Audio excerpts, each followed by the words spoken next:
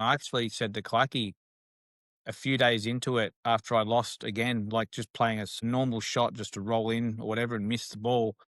I said to Clacky, I actually want to go home. I don't know if I can do this. And I was actually in tears. It was the year 2000 at the state titles after the team selection, and they stood up and they called all of the players up to the stage who were in the team. They called me up, went on stage, handed me my trophy, and then when all of the players were up, they looked around the room and said, "Oh, I think we've done something wrong." Went and checked the stats, and then came over, grabbed the trophy off me, and said, "Sorry, we got the stats wrong, Marty. You're not in the team. You finished one spot out." Oh, Sent me back to my seat. So in the snooker in the last week, last episode, we actually saw the start of the international championship. That event has now finished. Wu Yiza has won his first professional title, beating John Higgins 10-6 in the final. Nice. I was actually looking forward to watching that without a spoiler. I didn't know who won. So cheers, Marty. That's why, mate, when news happens on the podcast, you got to be ready. Well, I know. I should have been ready for that one. We should have been ready actually, for that. I wanted to watch that one. Now I don't really want to now. I know the end of the story. It's been exciting to watch this young kid. Apparently it was the fourth largest age gap between finalists in history. I think he's 22 and Higgins is 50, I think. But yeah, young kid, exciting it's got a great mullet going on. is that the one that Roger Layton was coaching Not too or had sure. been coaching? Because I know Roger, he come down here years back, maybe 10, 15 odd years ago. And he lived down here for a little bit. And I spent some time with Roger. And he was absolutely brilliant on the snooker table and very knowledgeable as well. And then obviously he went back up there. And I keep in touch maybe once a year or something. I might say hello on socials. But other than that, he was quite an awesome player and a good coach. Yeah, very, very, very good player. Yeah, one of the best snooker players I've seen in Australia. Absolutely. Yeah, right. Well, congratulations to Weezer on winning that event. There's a story behind this in the rankings because the UK Championship is coming up in late November. Weezer had to win the event and did to get into the top 16. So he gains a seeding spot in the UK Championship. Easy pushed out. And Chris Wakelin, unfortunately, has dropped out the back end. And so we'll have to go through qualifying rounds for the UK Championship. How brutal is that? Brutal. Imagine looking at that before the start of it and you're thinking, as long as Wuzi doesn't win. Doesn't win, I'm fine. And he's never won an event before, and he goes all the way. It's filthy. That's brutal. That is a brutal story. Yeah. But like very good standard of snooker, like lots of frame winning breaks, I guess, along the way. Like I don't know how he went in the centuries, but lots of 60s, 70s just coming through consistently. Yeah. Yeah. You're always going to have to earn it versus Higgins, aren't you? Yeah. I don't just mean through Higgins. I mean throughout the entire event. He was very, very good. The other tournament that's in progress right now is the Champion of Champions. So we were talking about this on some earlier episodes. So for anyone who hasn't seen this event, it's 16 players. It's players who've won a ranking event in the previous year, plus a few wild cards. So I think that the top-ranked female, the top-ranked master player, and then if there's any more spots to fill, they go off the highest-ranked players that aren't already in. Those 16 players are split into 4 groups of 4. Each group of 4 kind of plays off to get a winner, and then they play off in a semis and a grand final. So Group 2, weirdly, Group 2 played first. In Group 2, Judd Trump has won that group, beat Lee Pei Fan 6-2 in the final. In that group was Sean Murphy. Now, Sean Murphy was at the International Championship in China, made the quarterfinals, made the long trek back to the UK, and then was scheduled to play the first match on the first day. And he's come out in the news and said that the treatment of him by Matchroom was despicable because they knew that he was in China and had to come back. And that clearly he was jet lagged and tired, I guess, in that match. What do you think about that reaction from Sean? Yeah, I saw something on socials with that, but again, I don't know too much, so I'm not going to get on there and start sitting on the fence. Yeah. I'm confused. So he's in the quarterfinals of the... He was in the quarterfinals of the International Championship, which was in China. Yeah.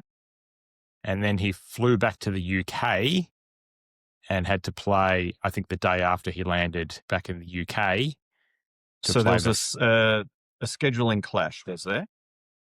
it didn't clash. Like he had finished in the tournament. He made the quarterfinals and was finished, but he didn't have really any time to recover from the jet lag, I think is his point. Right. So if you had won the international tournament and then got on the flight the next morning, you would make it back in time for the Champ of Champs. That's a good question. I don't know the answer to that. I can see that Higgins, who was in the final against Wuyiza in the international championship, is playing in a different group. He's playing in the last group to play. Right. So maybe Murphy's group was first, was it? Murphy's group was first, yes. Right. And they've played them in a strange order. They've played Group 2, then Group 3, then Group 1, then Group 4. So I don't know if they shuffled. Stephen Maguire, I think, had a deep run in that tournament. He's in Group 1, which is actually on today. Do we have any results on how Xing is it the one that won the world title, the Yes. world championships? How he's been going over the last several Well, months or so since he's I'll won? jump in. So two of these groups in the championship of champions are done. Judd Trump won in Group 2, beating Li Pei-Fan. Zhao Xintong won in Group 3, beating Kyron Wilson on the black. It went hill, 5-all, and he beat him on the black ball to get over the line 6-5. So he's won that group in the Champion of Champions. I think generally speaking, what I hear about the commentary is that he hasn't kind of lived up to, he performed at such a high standard in the World Champs, and he hasn't kind of lived up to that level consistently again, which is not uncommon historically for people who've won their first World Championship. They struggle. Most people, I think, that do win big things, they tend to drop off for a while. It is hard. It's such a high as well. You've like best of the best, and you almost think that you're just going to go to the next comp and roll it, but more than likely you'd probably lose early or something like that. And it happens to, I think, most people. I know when I've won tournaments, I'm not comparing what I've done to snooker, but when I've won some tournaments, I'll go to another one and think, okay, I'm a good chance to run deep and all this stuff, and all of a sudden you're at first round and you're driving home and thinking, oh, that happened pretty quick, So it's very quick. yeah. Yeah, I think Kyron Wilson was an exception to the rule. I think the year after he won the World Championship, he actually won a few tournaments that year and had a good season. But I think that's unusual. Kyron, I think, is a bit more of an established seasoned player than Xing. I think Xing has just sort of come out of nowhere in a way. Correct me if I'm wrong, but I think that's true. Yeah, burst onto the Kyron's scene. a bit more of a seasoned veteran in a way, and then he won the world title, I guess. But yeah, I guess. I mean, time will tell. He's still young, right? So he's got plenty of his career ahead of him. He's got plenty of time. like 15. Looks 12. He does look very young. I always like to listen to when Murphy's talking about stuff. It's pretty hard. I don't know how many tournaments there are on the calendar now, but they're just playing all the time. So it's pretty hard. It's pretty hard for them to schedule all the events and everything like that. Enough time to allow for, jet lag or whatever in perfect conditions. Sometimes they're going to clash. Do they and I think even have time off? Well, I think the times that they're probably going to clash a lot is if you're doing very, very well. Yeah. So it's sort of like I'm tipping the guy ranked 55 on the tour isn't complaining about clashing of events. He's losing too quickly and he's not qualifying for the Masters, the Champ of Champs and other events like that. So I think if you have a problem of clashing in lots of events, have a look at the year you're having. You're probably having a very good year and should maybe not complain because probably just about everyone else on the tour would rather be in your position. Yeah, well, I mean, let's say that guy at 55 had just made the quarterfinals of a ranking event and then had to fly home and had to turn up to an invitational the next day. Thrilled. Yeah. He'd be over the moon. It's like, Nick, we've played in a number of tournaments where we'll be sort of just little comps here where it looks like it's sort of running late and they'll say, oh, look guys, this might sort of finish around 11 or 12 o'clock.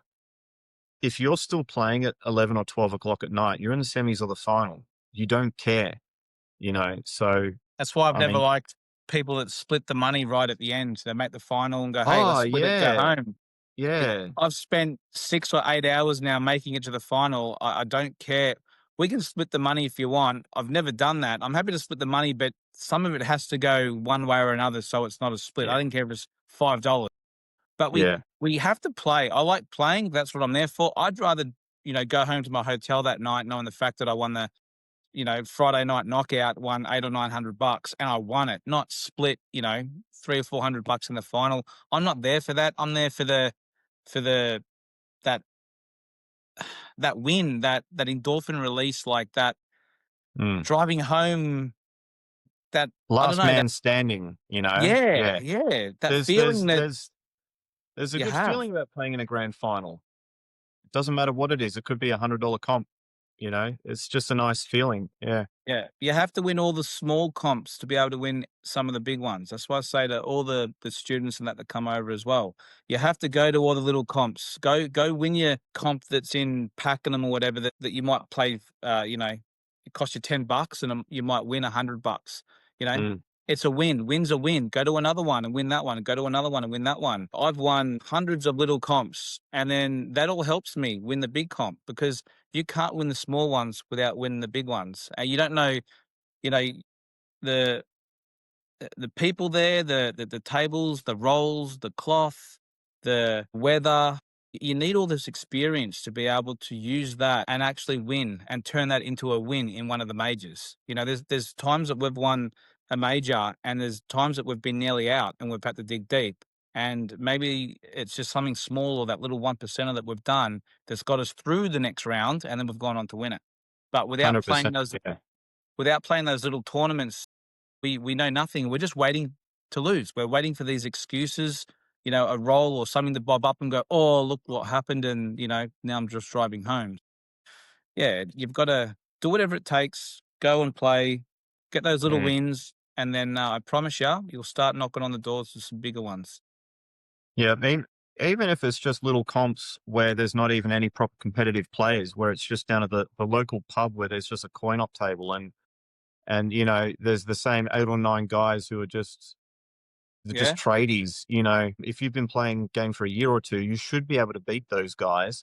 But just because you should be able to doesn't mean you can. So you need to go down there, win the slab of VBs, win the $25 The drink card. gift card or the meat raffle or whatever. Go down and get good at winning those, because if you can't and you're driving home always losing to Shazza, there's problems there. Don't blame the big rip on the table or something. Learn to play around it. I remember, Brandon Spicer, I'm talking to you. yeah. I remember the start of this year, we went to Bermagui for a fishing trip, me and my 2 brothers, and we just happened to, obviously where we're staying, 300 meters down the road, there's the pub. And we go in there and literally we fish, we eat, and then we literally sleep, fish, eat, sleep. It's an amazing 10 days. But they had a pool table there. And also they said Wednesday night they have a knockout comp. And I'm like, oh yeah, cool. Can anyone play? Anyone can play. So pretty much it was $20 entry and it was like 150, $200 for the winner. And Wednesday night came, my 2 brothers, we all entered, and I managed to play one of my brothers in the semi-final, and I managed to win that comp and beat the old guy there that was like winning it most weeks. And to me, I actually paid a guy a few beers so I could borrow his cue because their rat cues, they were really bad. And I said, look, Growing tip. yeah, everything. And I Yeah. said, look, Yeah. I do play a little bit. I'm not going to lie. Can I borrow your cue? I've got a cue as well. I know how sensitive people are with cues, but I'll look after it. I'll be here with you. I'll buy you, a few drinks, $20, whatever. Can I just borrow your cue for tonight? He's like, yeah. And I turned to my brothers straight away and said, we just won the comp. Lock it in. So, yeah, and it's true, and it's actually on the video, on our fishing video, the marlin trip away at Bermagui. We that they took video of us playing, and They found out at the end sort of my credentials, but they were happy with it. They were happy to see someone come along and actually pop more than 2 or 3 balls in a row. So this year or next year, sorry, when we go back to Birmingham, I'm actually going to take my own cue to make sure I hopefully win the $100 again. It's I'm gonna drive up there. I'm gonna drive up there just for that. I'm gonna go up there, have a palmer. You're gonna see me in the corner. I'll come up. I'll come up with a few other boys too. Hey, Marty, you, me, Gus, Jamie Stevens will all go up. Nick Scary has sniped the Bermagui pub knockout company. That guy's been getting a drink card and throwing it back over the bar and buying everyone a beer every week. And you've come along and sniped it and said, thanks, boys. I'm out of here. People on the download, people actually didn't like him winning every week. And he was really a little bit, had a bit of ego. And yeah. Put him in his place, hey, Mick. You must have felt the big man put him back in his place. You know what? It actually made the trip. That and the Marlin made the trip. But no, every night we went back there and they wanted to just play games, and it was good. It was so. Oh, that's good. The locals can, yeah. Yeah. They liked it. And every time I went there, like, can we have a few games and can you show me a few things? And yeah, it was good. So. And you said, give me $100 and I'll do a show. Well. Here we go. That's another story. Now, I'm going to do something a bit unusual, guys. As we are recording the podcasts, the Australian National 8-ball titles are on live. In the last 16 of the ABF plate, Rusty Wheeler is 5-all on the hill against Dane Beaton. Can you bring that up and bring it up and let's do a live commentary. Let's do a live commentary on it. Come on. Let's do it. Dane Beaton, good player. Dane is a good player. How perfect's this? Was he 8.5 feet tall? He looks good, yeah. So this is it's gone to 5-all. Do you think if Rusty loses this, he goes home? Look how tall he is, but look how low down he gets on the shot. So there's no excuses. Must have very supple hamstrings. Rusty will be filthy if he loses this. Absolutely filthy. He's only half he got tried out of to his hit him chair really. there. Rusty tried to hit him really hard. Then he did. He did try and hit him. Didn't really get off the chair. All his sweat comes off his hand onto Dane's hand. Rusty's putting all of his psychic powers into this break. He's channeling all his negativity. This is good. Nice break. Deserves the ball. Oh, that yellow? No. Whoa, Rusty, look at him already walking to the table. Well, he's got that yellow on the side rail, but reds are the balls, aren't they? Oh, look at this. Yeah, reds are nice here, and they actually link up not too bad as well. Yeah. So this is officially a choke if he doesn't make these. Yeah. So here's the thing.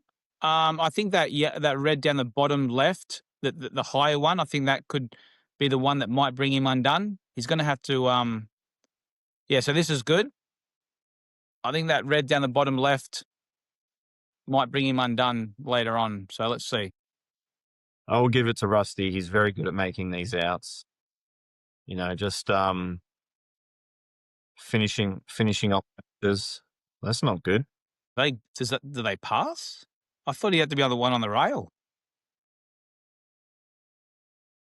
He might have to play the top red, but then where's he going from there?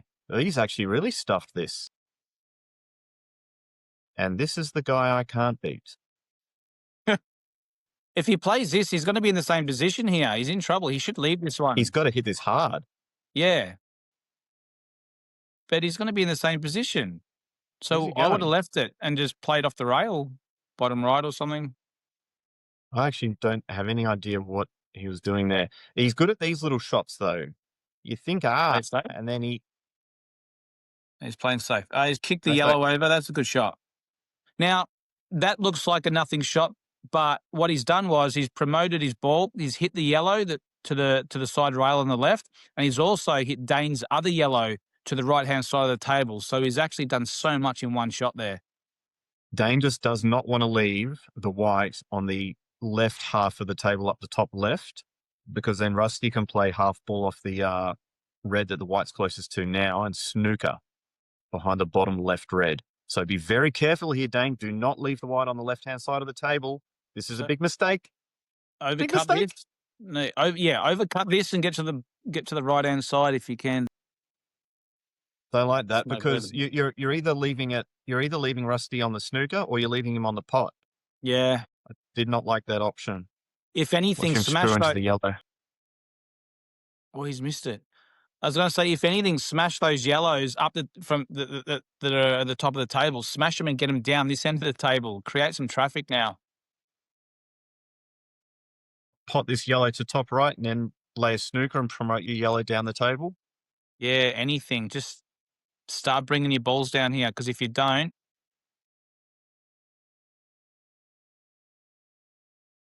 did Dane hear me? Sorry, mate.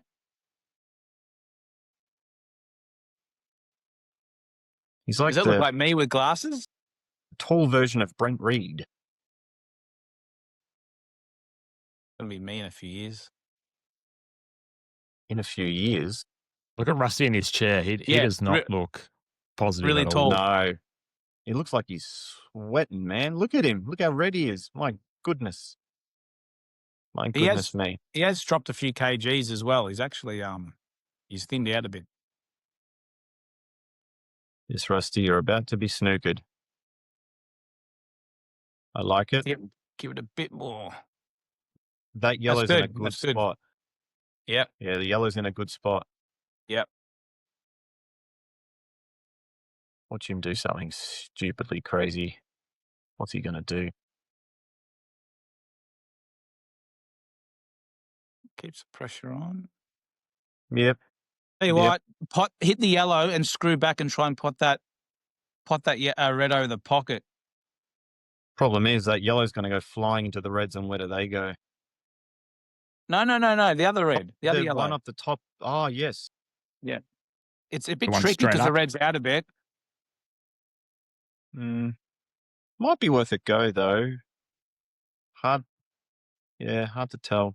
And he'd have to queue over the red as well. Yeah. Don't put this over the pocket. Just hit it into the reds, like softly. See, the problem with that is those were the two reds that were stopping Rusty from being able to pot out and win. That's right. Now you've just opened them all up very nicely. If anything, that yellow that he played, probably push it towards those reds and push him to the rail or something. Just get that yellow in amongst things. You're not potting out anytime soon, and neither was he. So just I think I liked your shot, Mick, hitting the yellow and screwing back into the red and potting it, because it promotes your bad ball, pots his, can really turn the game around. Yeah, and you're asking the question. Put himself under the pump, something shocking here. I don't even think there's any safeties. Oh, look at this. Yeah. What a great shot. Wow.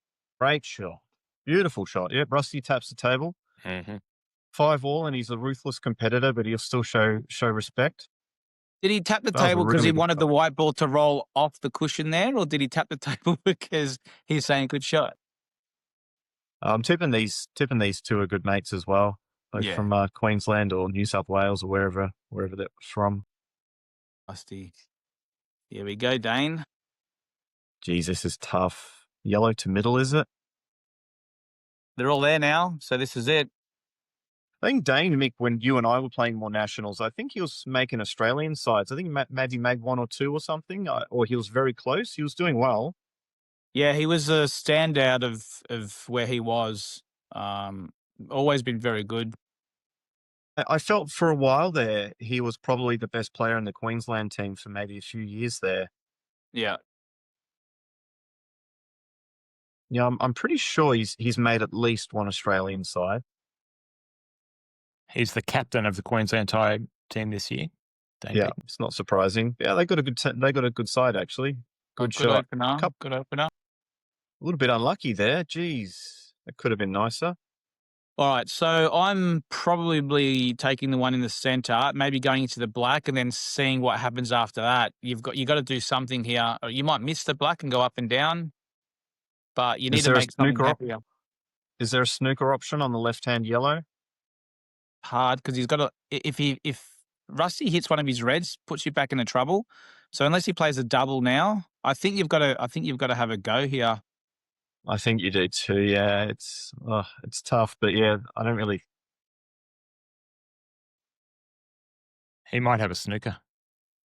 Maybe the one over American. No, I it can gets see, yeah. past. No, it gets past. Yeah, this is over. So he just needs to land high, bring the white out, land high. Yeah, just like that. The reason It why didn't even matter where it went. So if Dane goes back and watches this, that double, I would have played the yellow in the center because if you miss, you're dead anyway.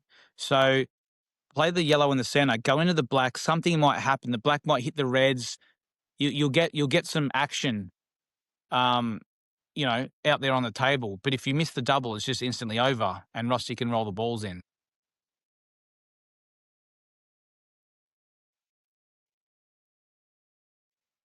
Kick. There's a Travis Crawley call here. No golden break. Anyway. Oh. Well done, Rusty. Unlucky Dane. Congratulations, Rusty. Friend of the pod. Good to see him get a result. That was good timing that was happening whilst... He'll stay at Nationals now. That's right. So Sean Dempsey won. He's into the quarters. Who won out of Simon and Chuka? That was the last 32 match, I think.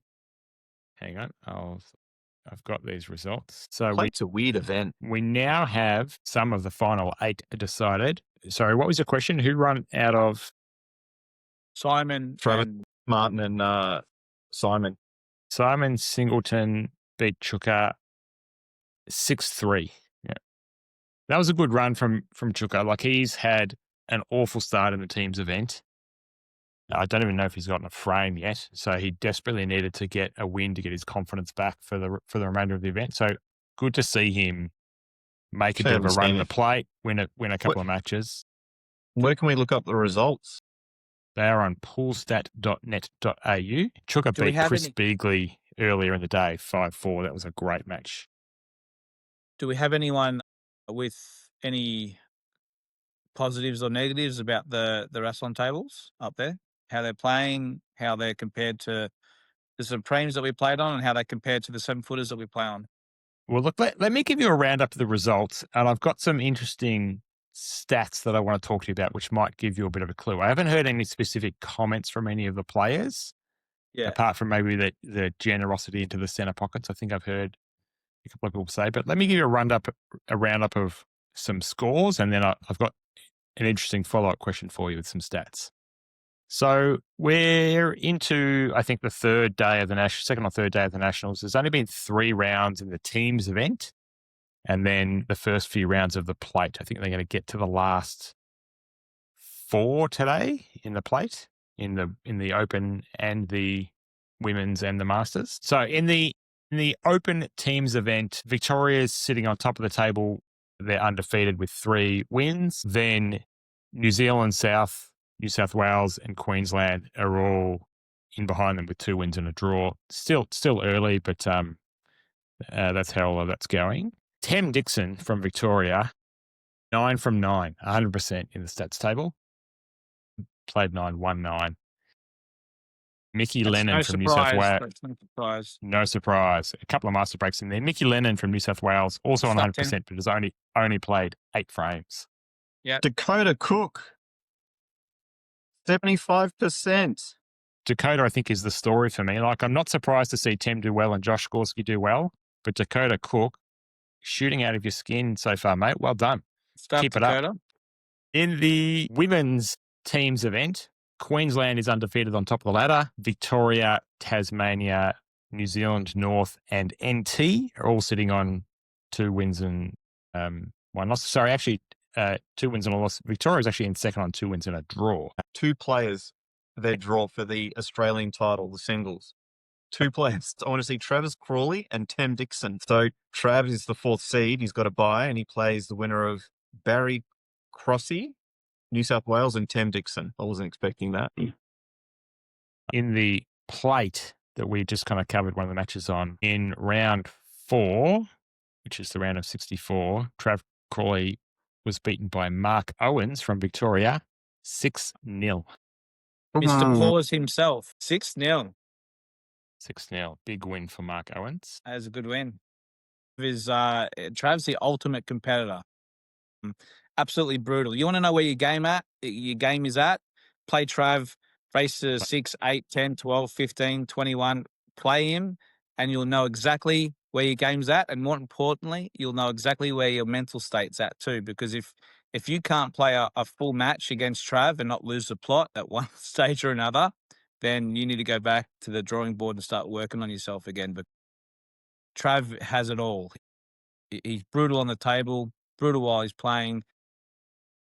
Beating him, whether it's 6-5 or 6-0, that's a good win. Yeah. Geez, Tem's going to be filthy if he loses. Yeah.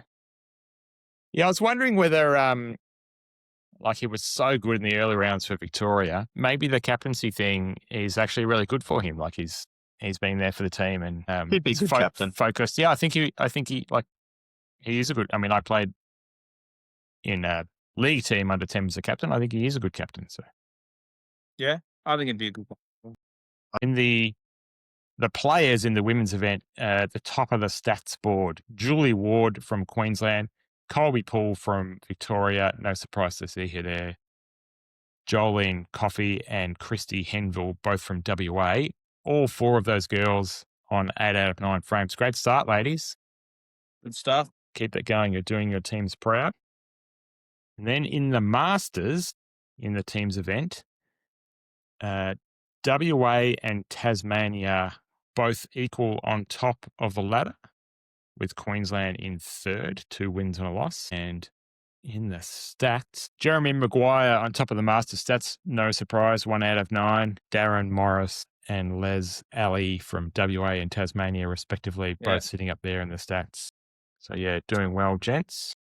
So much experience between those three. Yeah, and it's actually getting to the point where a lot of players in the Masters now, I mean, I'll turn 50 next year. So a lot of the players that I grew up kind of admiring in the state team and in the Australian teams are now kind of falling over into the Masters. Yeah. And there's some incredible experience and skill in there. I'll be there. I'll be there in 6 years from now. I'll see you there, Marty. I might be looking forward to the over 60s or something. You're going to snipe everything for a year before I get there, Mick. Yeah. When I turn 50, I'm going to go over. I'm going to try and win everything before Robbo comes and Jake and all these guys. Justin, I'm going to try and get there before all of yous. Get a head start on yous. Then I'll be there with all my trophies, and then I'm just going to leave. I'm going to go over 60s.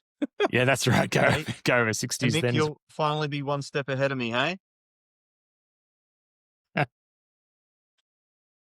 All right, there's one more I was going to cover. That's the under 20s.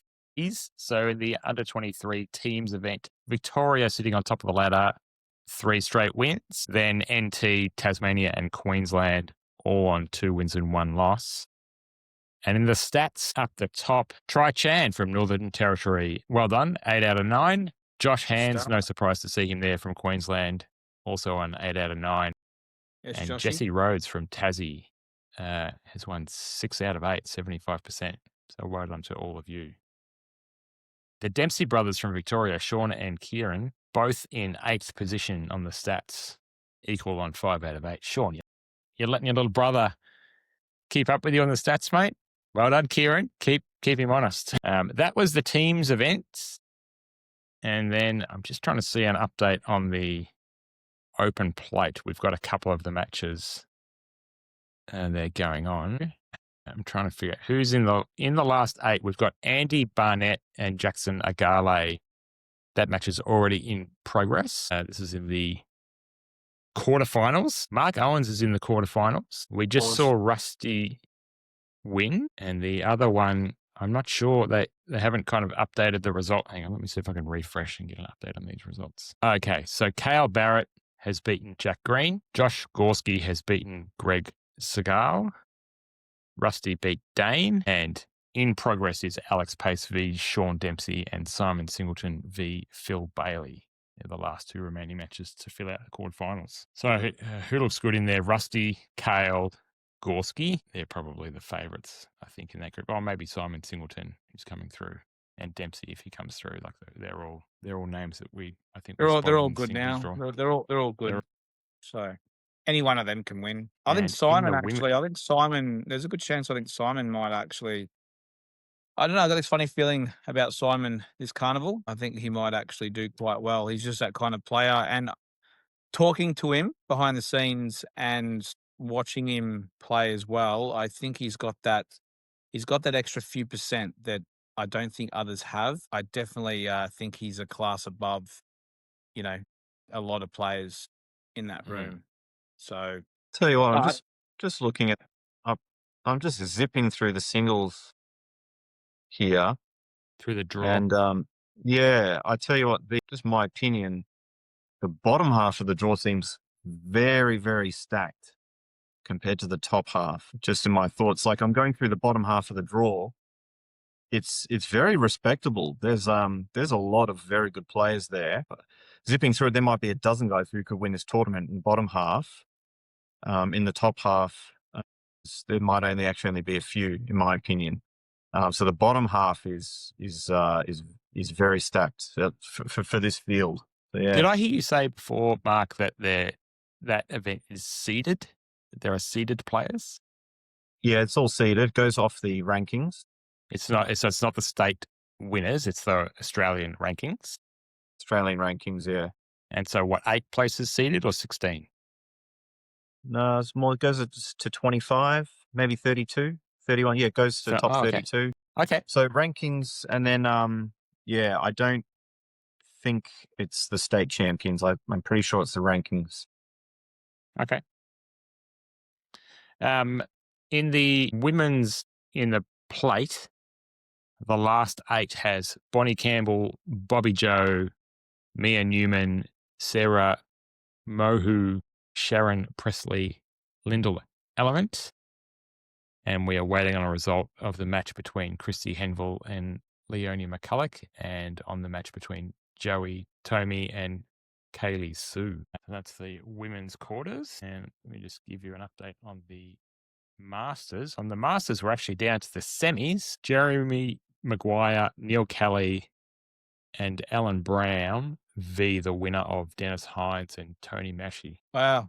I was speaking to Alan Brown actually recently, and he was absolutely over the moon to go away and play. I think it was his first Masters, and he was like a kid in the candy store. Having someone go away like that, feeling like that, they're always going to absolutely give it 100%. They're going to enjoy every moment, and they're either actually going to do really well or possibly the other way, because they might let nerves, I think, kick in a little bit. But it's good to see Neil up there. He's been around the game a long time as well. So, and Tony Massey just doing his thing. Yeah, Tony Massey will be a threat for a lot of those events. Absolutely. Jeremy Maguire, obviously. Alan Brown, a lot of experience. Missing, I'm assuming Stacey Vine's not playing, Alex not playing. Wayne Stubbs. Was Wayne Stubbs playing? Those are probably the 3 heavy hitters that I can think of. So if those guys aren't there, really leaves the door open. Just scanning to see if I can see the names. So Jamo can play in the Masters now, can't he? He must be close. Yeah. Jamo won that big Masters tournament. Yeah, okay. Yeah, so I mean, if all the guys played, not all of them, but if most of them played who are eligible now for the Masters, they'd give an Open team a big run for their money. You know, like if you were to handpick like an 8-player Masters, you know, with Stubbs, Alex, Stacey, Jamo, some of the guys we just mentioned, Sonny, Tony Massey, these Jeremy Maguire, these guys, and pick eight Open players, be a good match. Yeah. How old's Trav Crawley? He must be close. Ooh, don't worry. As soon as he's eligible, he will be able to. He must be. I mean, given that I called out, he won in 2000.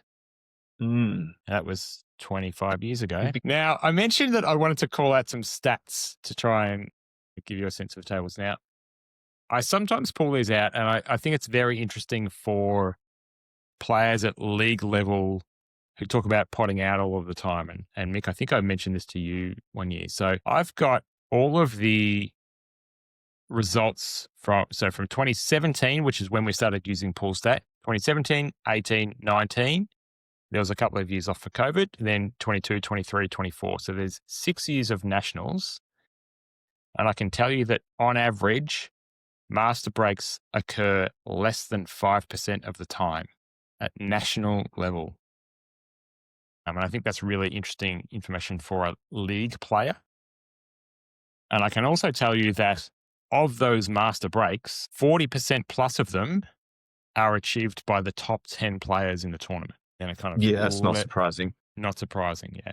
So if you were to remove those top 10, it goes from 5% to like 1%. Yeah. No, it cuts a bit less than half, right? So to go from 5 Right. to 3%, Right. or 2.8% or something like that. So yeah, a lot of them go away. The record was in 2023. Do we have them? Yes, 2023. Counting master breaks is like counting a 9-outer in darts all the time. I think. I know a master break's easier, but it really doesn't. In a whole, say, 2 weeks that you're over there, if I've got, say, 10 master breaks and Mark's got 20, or I've got 3 and he's got 12, it doesn't mean that he's played better. It might mean that just I've chosen not to go for the outs, more times than not, and maybe secure the frame a little bit more. I don't know, like, it's a good stat, but I don't. It's a statistically large sample there, right? There's nearly 2,700 frames played across the entire nationals. So Yeah. it's not like that makes sense when you're talking about you and Mark playing 20 frames each, but it's over 2,700 frames. It's got to just average out to be all different sorts of frames in a normal distribution, right? So the reason I pulled this out is because I was interested in whether the tables were making a difference to master breaks or not.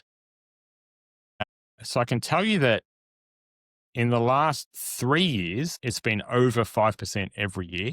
But in all of the years before that, it was under 5%. So the averages are trending up. And you Yeah. might talk about Well, they the should quality be. of player, et cetera. But so far this year, they've only played about 700 frames, but there's already been 5% scored of master breaks in the event this And year. I think that will increase too as time goes on, not only because the tables are playing a little bit bigger and, they're actually quite nice to play on, I assume, but people will actually start to get used to them, you know? So Yeah, this that's year, right. I think everyone's going there and not sure what to expect. But if they've been playing on these tables for 5 years or so, if we're playing on the same table now for the next 2 or 3 years, I think that percentage might just creep up a little bit more. There's going to be a number of things that change the stats a lot. Like, obviously, these rules, international rules, has encouraged people to play more aggressive. Mm-hmm. So overall, the overall intelligence of the players has dropped, in my opinion. The average skill level has increased, but at the same time, your top level players at nationals now are nowhere near the volume of the players that were there half a dozen years ago or something. But also at the same time, like, you'll have newer players coming up now, shaking the hand against the guy they've never met and playing, and they play. I'm telling you now, it makes it a lot harder when you've got new players and they're coming up against James Della, or Ricky Emery, Dave Rothel, all these guys who are so good. It makes them more nervous, So that's a big factor as well. Obviously, the Rassens or the Supremes. There's a number of contributing factors. Now, pop quiz for you. Do you want to have a guess?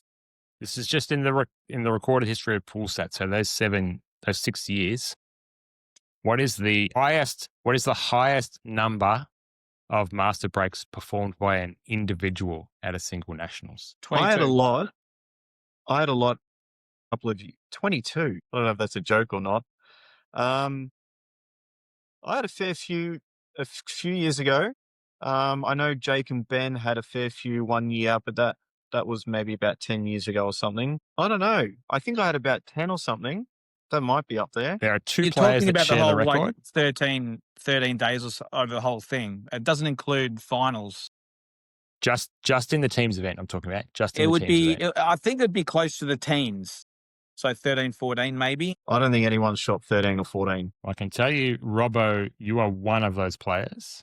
That was in 22. You had 11 master breaks. And in 2023, Jake McCartney had 11 master breaks as well. The only other person that cracked double figures was Justin Sage in 2017. So me, Sage and McCartney. Yeah, that's right. I like the company I'm in. Yeah. I'll rattle off the other leading ones each year. So 2017, Justin had 10. 2018, James Della had 7. Stevie Woods had 7 in 2019. You had 11 in 22. Jake had 11 in 23. And Luke Foster in had 9 last year. Yeah. 22, they were on 7-footers as well. Right. I believe. And I presume in the years before 22, they would have all went on 7-footers as well. Yeah. So 23 was the first year of the Were they on Supremes. Would that be 7-footers? right? 23 and 24 would have been 23 Supremes. 23 was Supremes, yeah.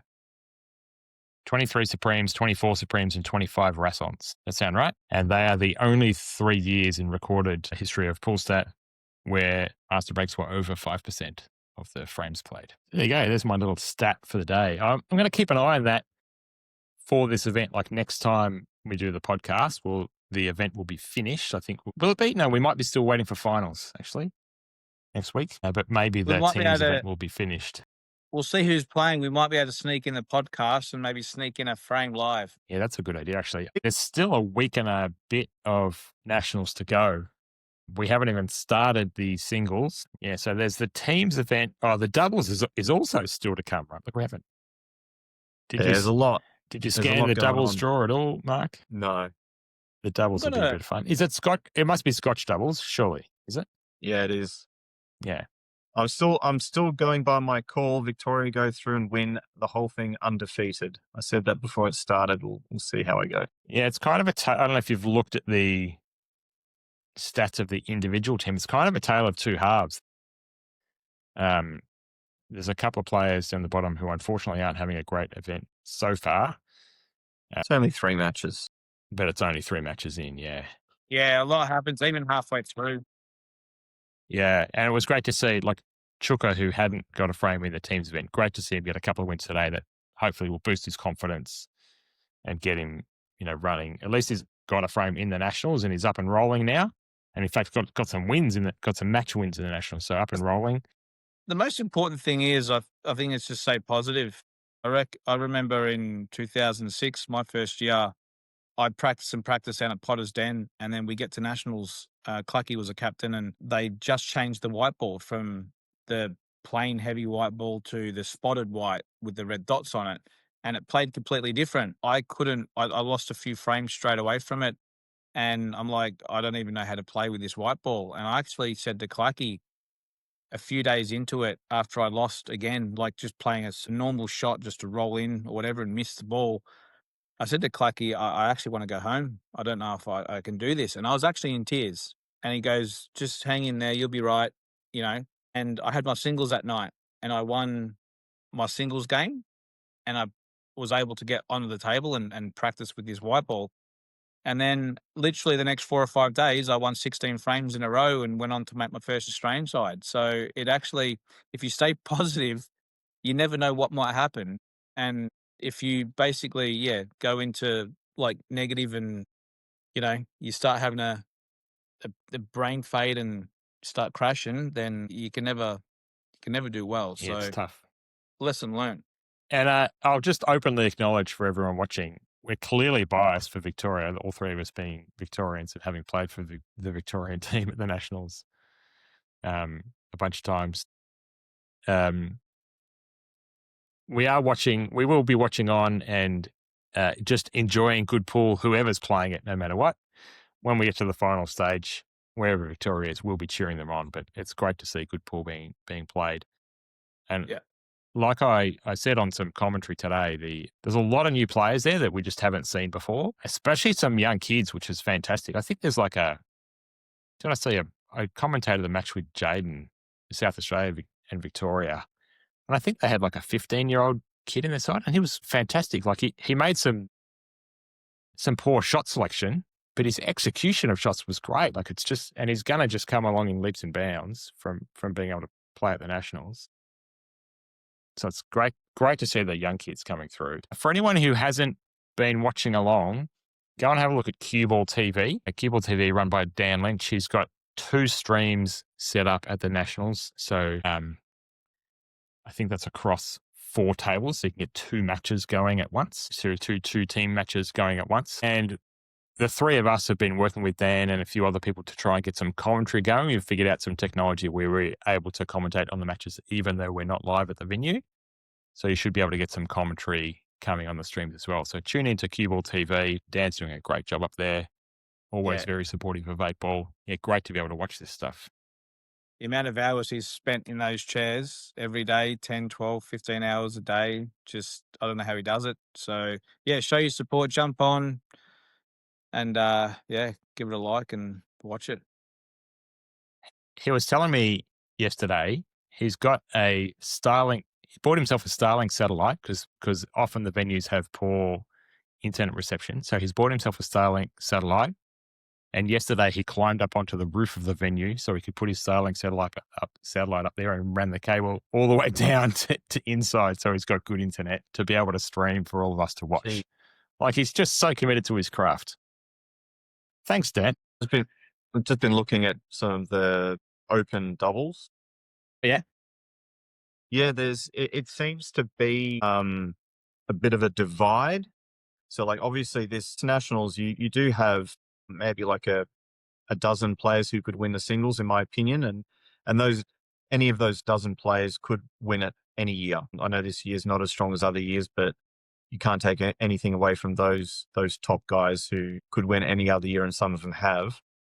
The doubles is kind of like almost like a compounding thing where it's like those kind of players have gotten together as well. If there's 2 of them together from one state, they joined forces and create a powerhouse doubles team. Yeah, it seems to be that, you know, like a Rusty Travis Crawley, you know, you've got Alex Pace, Cale Barrett, you know, guys like combos like that, you know, Jack Green, Sean Dempsey, Em and Mark Owens, you know, there's the 2 Stubbs men are together, you know, like it's kind of like that. People have combining their powers like Captain Planet and leaving everyone else behind.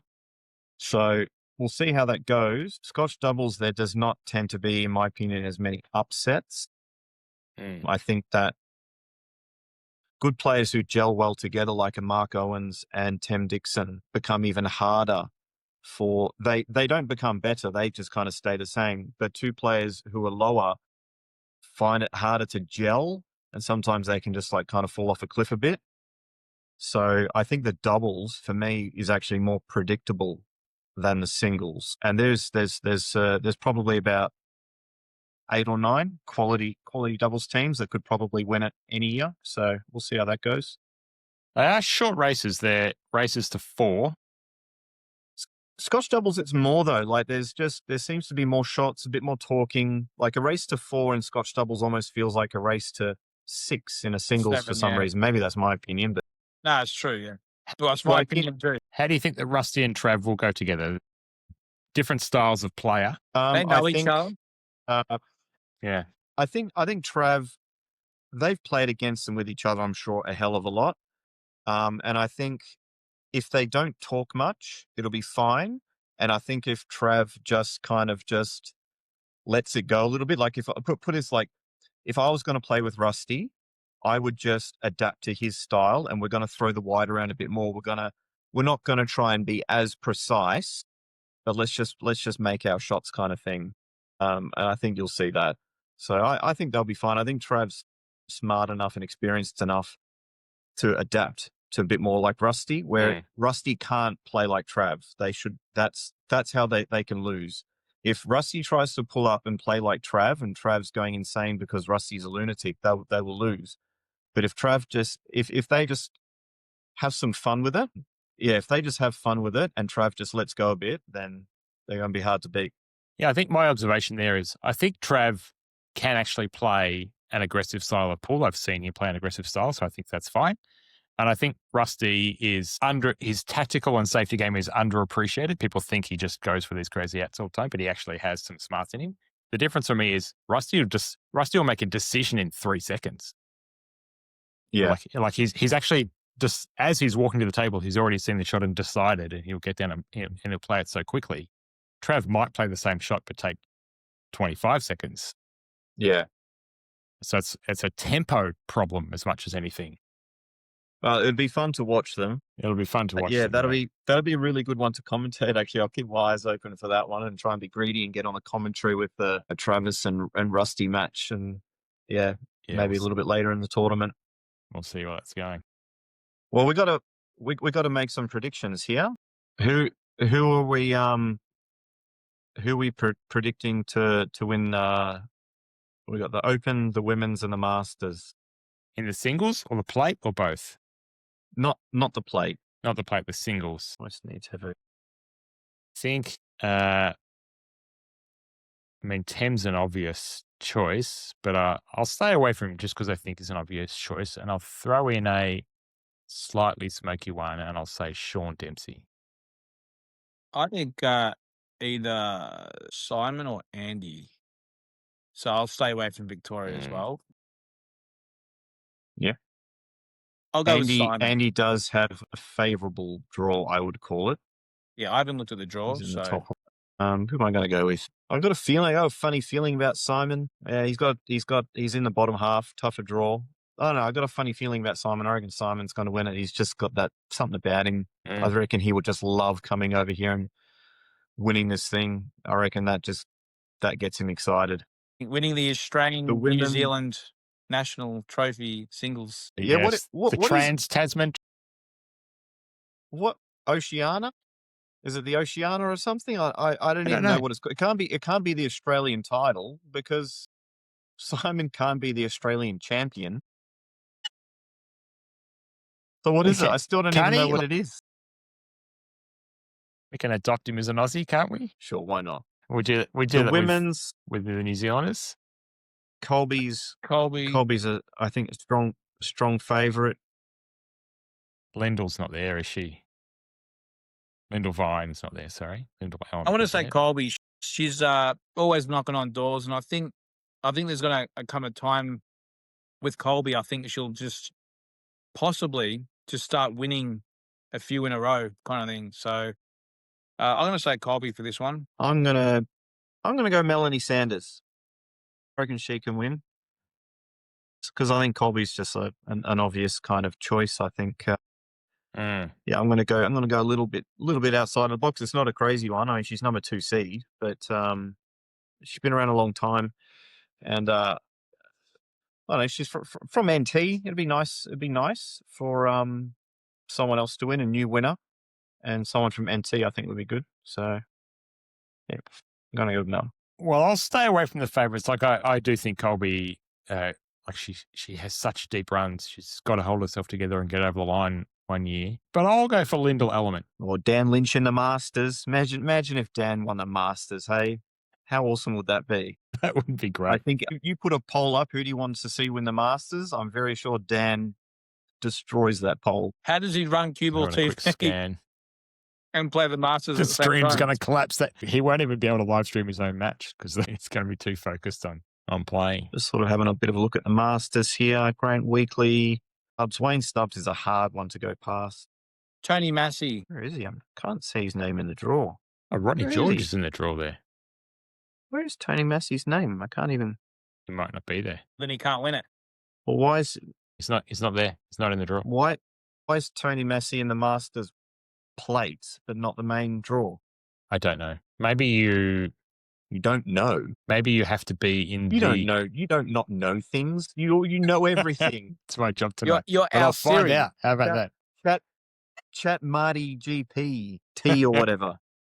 Anyway, we can't pick him. He's not in the draw. I'm going to throw a name out. I think Jeremy Maguire has got the goods this year. Alan Brown.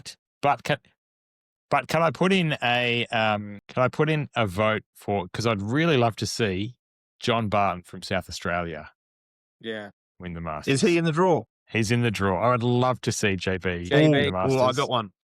All right. I got my player, and this is my person I hope wins out of all divisions and everything. Brian Daly. Yeah. Calling you, bud. Yes, Let's mate. go, Buzz. Good I'd luck. love to see him win. Good luck, Buzzer. Yep. He's got a hard draw. You've got Doug Percy first up, and then if he wins that, it'll be playing Alan Brown. Darren Morris, actually, from WA is a pretty handy player. But I'd love to see Buzz win. That would Been to that'd England. make me happy. Been So, to England with Darren as well. Good bloke. yeah, I've always got along well with him. Did you want to do, is there another 23s? Do you want to do the under 23s? Oh, yeah. There's going to be, we're just not going So to many know them all. events on these days. Okay, Yeah. I've got under 23s here. Oh, it's a short draw. 32, only 32 players in the under 23s. Best of Can you 9. read out some names, say like the top 5 or 6, and I'll pick one? Yeah, you want to. Number 1 seed, Joe Watkins. Jacob Dunn's in there, number 8 seed. Joshua Joseph Evans, number 4. Jackson. Joshua Hands. Hands is in there, but not seeded. I'll take Uh, hands. how is he not seeded? That's weird. Jack Green. Alex Fine. Haynes is handy. I'm going to find it hard to go past Sean Dempsey, given I picked him for the Open. Xavier Dorr, Sean Dempsey. Let me pick Gee, someone they're all, different. He can't those focus on two names- things at once. So All those names you're reading out, like 5-6 years ago, obviously they were sort of more juniors, but haven't they all Yeah. come a long way over the last 5-6 years? All those guys, all those kids. Yeah. yeah. Like they're absolutely, they're killing it. So good stuff, everyone. I'm going to say try Chan from NT. He's flying in the teams event. Unseeded. I'm just going to put that out there as a wild card. Good luck, I'm going to mate. go. I'm going to go Jack Green because I was supposed to play doubles with him up there this year, but then I pulled out of the team, sort of left him hanging. They actually did a shuffle, so he got an upgrade to Sean Dempsey, and Sean Dempsey was someone else's partner, but then Mark Owens has come in and Tem. So basically, as soon as I pulled out, all the doubles teams, everyone got meshed really nicely together, and the team harmony became fantastic. So, Now, tell me how that works. I've done the right thing. I've done the right thing by Victoria. Did you not to get to pick your own partner?